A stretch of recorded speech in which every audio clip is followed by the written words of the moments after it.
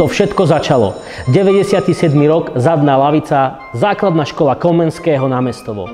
Po skončení základnej umeleckej školy som šiel na strednú umeleckú školu do Košíc, kde som si upevnil moje vedomosti o kompozícii, farebnosti, výrazových prostriedkoch a odtedy sa cesta graffiti začala. Za 27 rokov som zrealizoval niekoľko desiatok projektov pre malé aj veľké firmy, súkromníkov, interiér aj fasády. Dostalo sa ku mne, že základná škola Komenského má 50 rokov. Škola, kde to všetko začalo. Oslovil som pána riaditeľa, urobil som pár návrhov, dali sme niekoľko konzultácií. Výsledok môžete vidieť vo vstupnej chodbe, kde som vzdal hold osobnosti tejto školy Jánovi Ámosovi Komenskému.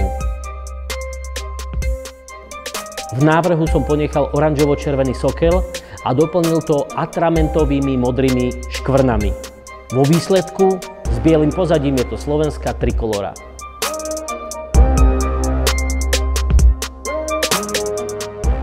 Keďže táto základná škola je športovo zameraná, oživil som chladné biele steny spojovacej chodby do telocvične siluetami športovcov.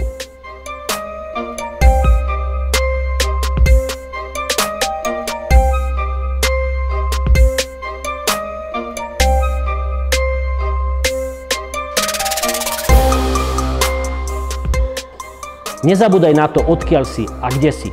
Nezabúdaj na to, z akej si adresy.